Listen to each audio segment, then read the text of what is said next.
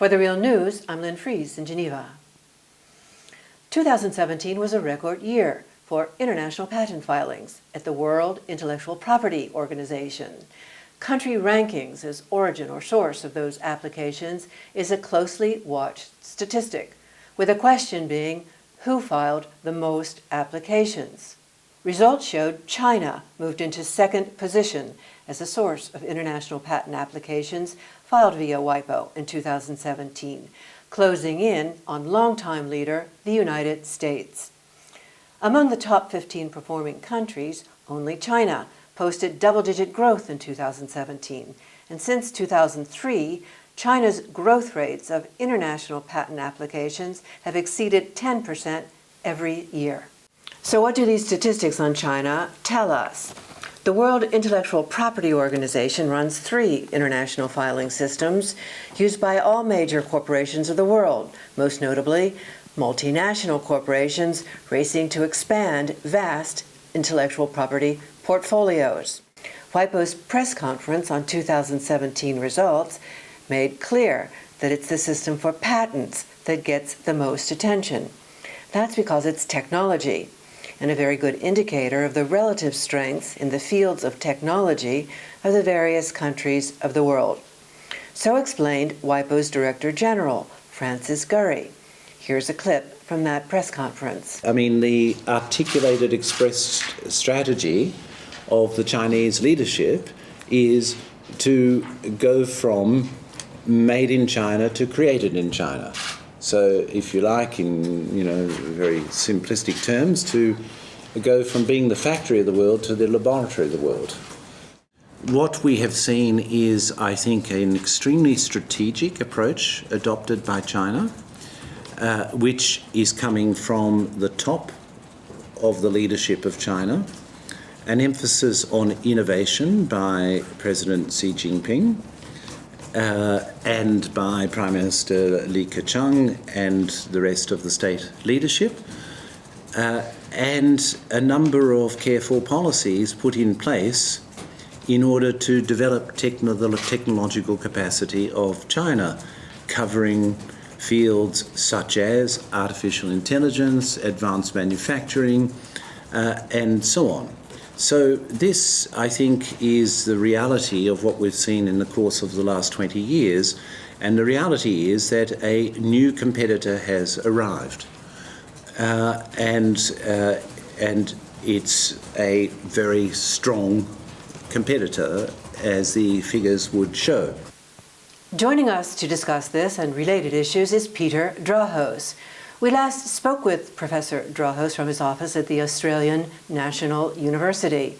Today, Peter Drahos joins us from Italy, where he's a professor of law and governance at the European University Institute.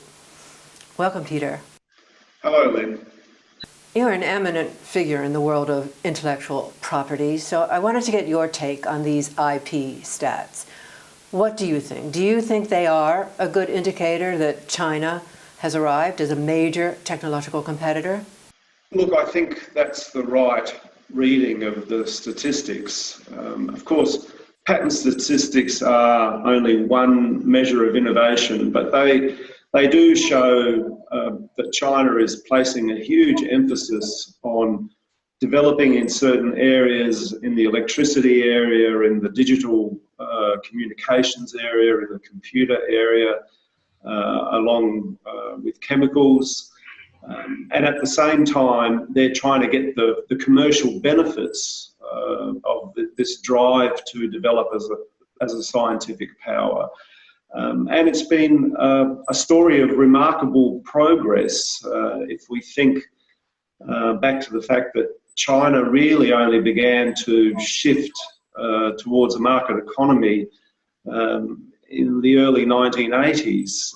So in your view, China has learned to play the IP game. Yes, that's exactly correct. It's become very adept. It's a fast learner. We see this in monumental patent filings. I mean, applications now of well over 1 million. We see astonishing trademark numbers. The U.S. has accused China of intellectual property theft. Comment on that in the broader context of this shift by China to a market economy?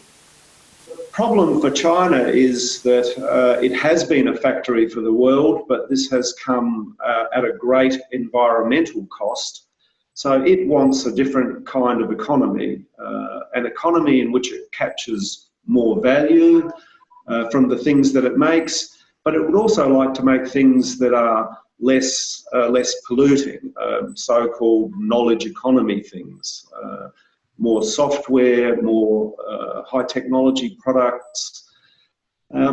So the desire of all countries to capture more wealth at lower environmental cost is a goal that they all share. Now, US accusations against China when it comes to intellectual property infringement, of course, have some basis in fact. Any country that seeks to improve its innovation system will look at innovation leaders, and the United States is undoubtedly an innovation leader. And so China looks at what US science does, what US companies does, and it seeks to learn from that.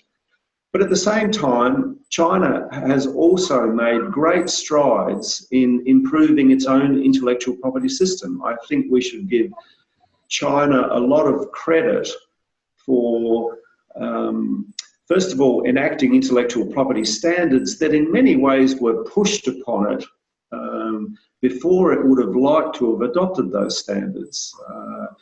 I mean, China as a poor country was not really ready to embrace intellectual property at the point that the US was insisting that it do so. But China basically complied with US demands. It enacted standards that are compliant with the World Trade Organization agreement, the TRIPS-related agreement on intellectual property rights. And so, as I said, I think some credit should be given to China for having enacted those standards and for trying to get better compliance. And of course, if you want to build an economy on the basis of innovation, then to some extent you have to have an intellectual property system that people use and play by its rules. Otherwise, you really won't get or won't capture those value chains that bring you wealth. What are your thoughts on the U.S. tariffs imposed against China by the Trump administration and China's retaliatory tariffs and claim filed against the United States at the WTO?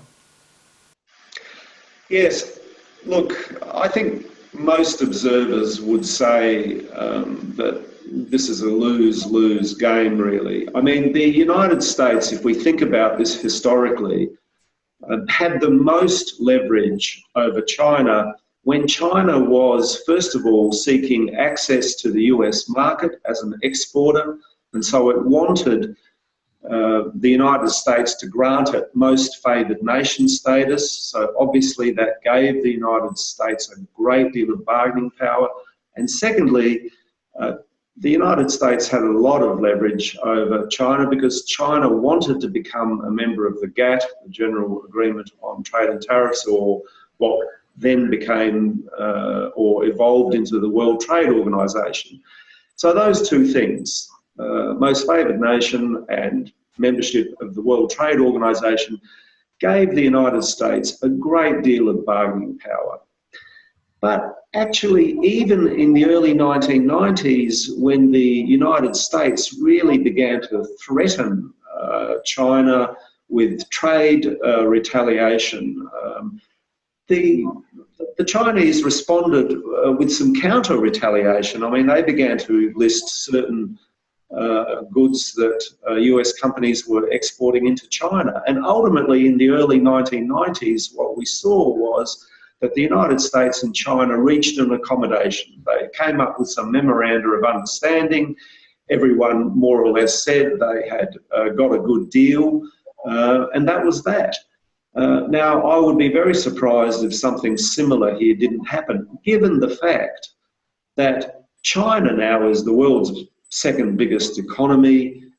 At some point, it's going to chug past the United States and become the world's biggest economy. And the idea that China will roll over or kowtow to the United States on something so public and that is so central to its own image of itself, I think is very, very implausible. Which implies that although trade threats may have been effective for the U.S. in the past, those days are gone. Look, I think that's certainly right. The United States simply cannot push China in the way that it was able to in the 1980s in particular and in the 1990s. Its relative power over China has declined. And if you have a look at the import and export relationships between China and the United States, as well as the broader global agendas, whether one is talking about climate change or world security, their interests are so intertwined that an all-out trade war that would ruin relationships with them seems a terrible option. And I think many interest groups in the United States would not support such a blitzkrieg approach to handling China. I think many interest groups in the United States, particularly if this was to escalate, would ultimately lobby the United States Trade Representative, would lobby the President, and would really ask for common sense to prevail, because there are just too many interests that would be adversely affected by a deep and scarring trade war. What if, rather than a lose-lose trade war, common sense were to prevail? What would it look like? Well, I think probably China would agree to do a bit more on compliance with intellectual property standards. The United States would offer some more capacity building. I mean, already there are lots of initiatives between the United States and China when it comes to capacity building in intellectual property. Many US experts travel to China and offer their views and offer assistance. There's close cooperation between the Chinese Patent Office and the United States Patent Office. So I think at a technical level, at a technocratic level, we see lots of cooperation, and eventually, once the dust settles and people stop threatening billions of dollars of tariffs, what we would probably see is some sort of agreement to do more in the intellectual property area. China might well offer a little bit more on market access, a little bit more transparency. It's that sort of thing, I think, that we would see if common sense were to prevail. What I hear from what you're saying is the world's two biggest economies need to cooperate rather than wasting time and resources in a lose-lose trade war. Well, absolutely. I think the trade war will get us nowhere. I mean, I think all that will happen will be that we'll see markets frightened. We'll see a lot of interest groups lose on both sides. I mean, US farmers will obviously be affected, and ultimately US high technology companies that assemble goods in China will also end up losing. Obviously, Chinese companies that are seeking to export into the US market will lose. So there'll be a bunch of losers, a very long list of losers. So that no one's going to win from this. I think the more important issues, though, are the issues that we see that we're alerted to by scientists. I mean, we are in a serious ecological and climate situation. We've had warnings now for decades of degenerating ecosystems. All around the world, we're seeing climate-related problems, declining outputs. agricultural outputs in some countries, for example, in South Asia, because of problems with the monsoon, of problems with heat and so on. And so what we really need are the world's two biggest scientific powers, and I would say that by now China is probably the world's second largest scientific power. We really need cooperation on what are major global problems and will become major global catastrophes. So the last thing we want is a trade war, and more imperatively, we want countries cooperating on science. We want countries sharing knowledge about how to address problems, whether they're health problems, pandemics, epidemics, or whether they're climate problems, whether they're ecological catastrophes, the consequences of drought. There's a long list of things that we need to talk about as a global collective, and that's what China and the United States really need to be talking about. And under the current IP regime, is that plausible? Well, that's a good question. My own view is that China's embrace of intellectual property rights is to some extent a mistake, because it creates almost an arms mentality, a kind of arms race in which the game mainly is getting scientists to apply for as many patent applications as you possibly can. And if you think about it for a moment, the intellectual property-based innovation system that we had is really a failure. I mean, think about the price of medical drugs, for example, the price of pharmaceuticals. I mean, we now have pharmaceuticals in the United States, cancer treatments, that are approaching $500,000. I mean, that's unsustainable for American citizens, and it's certainly unsustainable for poor people, and it's unsustainable for Chinese citizens.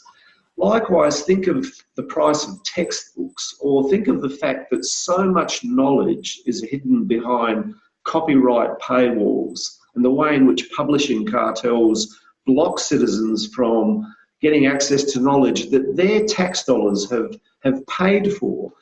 So it's really an absurd system. It's an irrational system. So the idea that China is embracing this system, a system that in a sense the United States imposed on it, I think is a grave error, and we're all going to suffer for it. What I mean is that global citizens everywhere are going to pay the consequences of this. You know, we need knowledge that's produced with public tax dollars to be freely available. You know, you and I should be able to get the knowledge that we want by visiting a website and downloading what we want. We shouldn't have to pay $30 or $40 for a scientific article if we're interested in that scientific article. That's simply absurd. We shouldn't have to worry about cancer treatments that are going to cost us hundreds of thousands of dollars that may send us into bankruptcy. And that's the kind of thing that the patent system has delivered for us. So I think both countries need to rethink this agenda. And certainly if China cares about equality, it cares about inequality, about doing something about inequality, it should be addressing these issues, and it should be showing more leadership on these issues. What about the careful planning and extremely strategic approach on the part of Chinese leadership in achieving their goals in the top fields of technology? We heard at WIPO press conference in the words of Francis Gurry, the plan is for China to go from being factory of the world to laboratory of the world. China is already gene editing humans, and with an online population greater than the entire population of the United States, it's making rapid advances in artificial intelligence. We see the former top deputy helping lead artificial intelligence strategy at Microsoft is now in Beijing at Baidu, a premier AI company in China. The conventional wisdom being to train the algorithms that will deliver intelligence, you need data. And the company with the most data wins. Give us some perspective on all this. The United States should be thinking about the longer term picture here. It is undoubtedly true that a country that has access to hundreds of millions of citizens can in effect conduct the largest scale experiments in scientific history. So if we think of the Chinese population, all those that are on the internet, as an experimental population, so let's say that that's roughly 1 billion people, then essentially that source of big data will allow Chinese scientists to develop learning algorithms at a rate and at a scale that is historically unprecedented. Now, the problem is this, that when you run scientific experiments at a university, you need clearance from a university ethics committee. I mean, that's fundamental. That's a fundamental prerequisite, informed consent. But actually what we see happening in the world is that many experiments are taking place on citizens without their informed consent. And actually what we're also seeing is really manipulation of citizens' preferences using big data and using highly forensically targeted algorithms. Now, as I say, China has a comparative advantage in the sense that it has a very large population upon which to experiment. Now, my own view is that this is ethically highly questionable, and there are many issues about whether we as citizens want to be experimented upon. Now, of course, you know, whether the Chinese government will be consulting its citizens, whether the Chinese government will be protecting the interests of Chinese citizens when it comes to this kind of experimentation is an open question.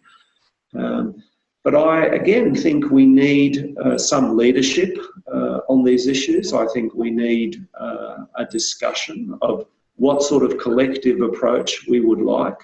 And I think citizens everywhere would like some more discussion of this. I don't think it's in the long-term interests of the United States to enter a sort of arms race in this area, because I think that's going to produce a frightening kind of dystopian world. We have a lot of choices about the future that we can create. And unfortunately, I think intellectual property, the privatization of science, an arms race mentality when it comes to the use of science is going to produce the sort of sci-fi future that none of us really want, a kind of dark dystopian one. We could have a very different one, of course. The Obama administration, in promoting the Trans-Pacific Partnership, argued that it was of strategic importance for the U.S. to join the TPP to contain China. Now that the Trump administration may well do a U-turn in that direction, what's your assessment of the merits of that argument?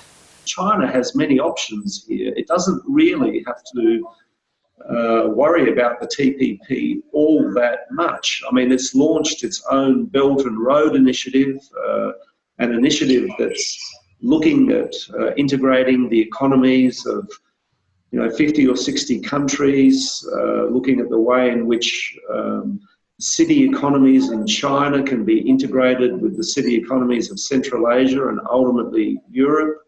I mean, this is a big and bold vision, one that doesn't rely on trade agreements.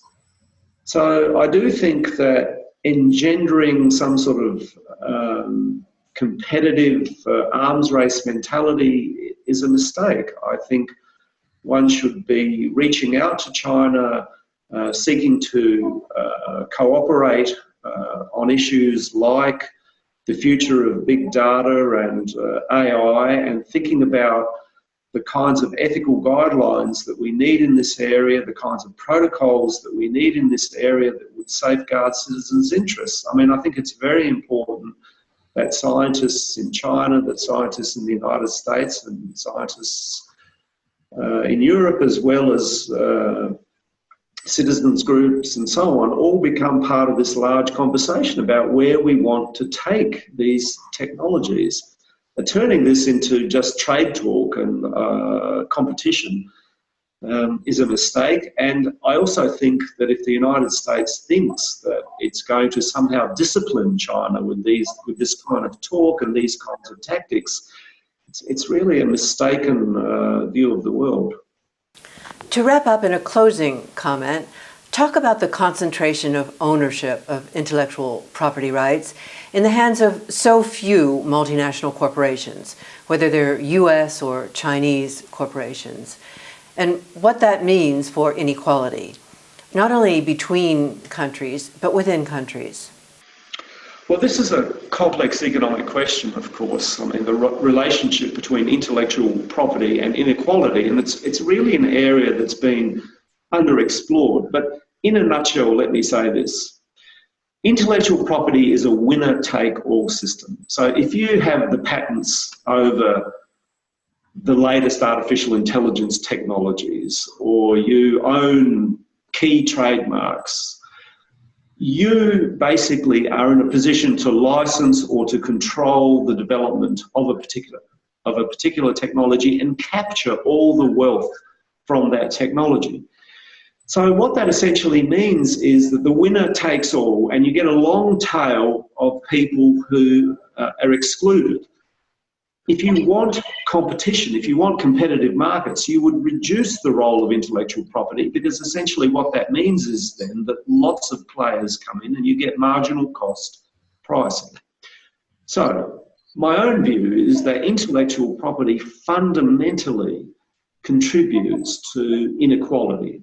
And that's both within countries, because large corporations amass huge amounts of wealth, over which I might add they pay virtually no taxes, as has become clear in the United States, in Europe and in Australia and many other countries. They amass large patent portfolios that bring them large amounts of wealth, this wealth being held in tax havens, and which do very little for equality, right? Essentially, they're in a position to buy out their competitors, making competition in the marketplace very difficult. So what we're going to see ultimately, I think, are rising Gini coefficients, rising inequality. So I think we need to have a conversation about the relationship between intellectual property and inequality. And the way you see it, this is related to issues of representation, democracy. Well, of course. I mean, if you create large concentrations of wealth, I mean, it's standard interest group theory, you create extraordinarily powerful lobbies. So in authoritarian states, these large lobbies become part of the elite.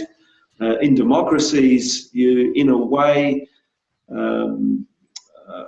create interest groups that make the workings of democracy very difficult, because it's these interest groups that can essentially afford campaign contributions, that control the media in various ways or influence the media. So high levels of inequality are a fundamental problem for a democracy. There's very little doubt or disagreement about that. We have to leave it there. Peter Drahos, thank you. Thank you very much.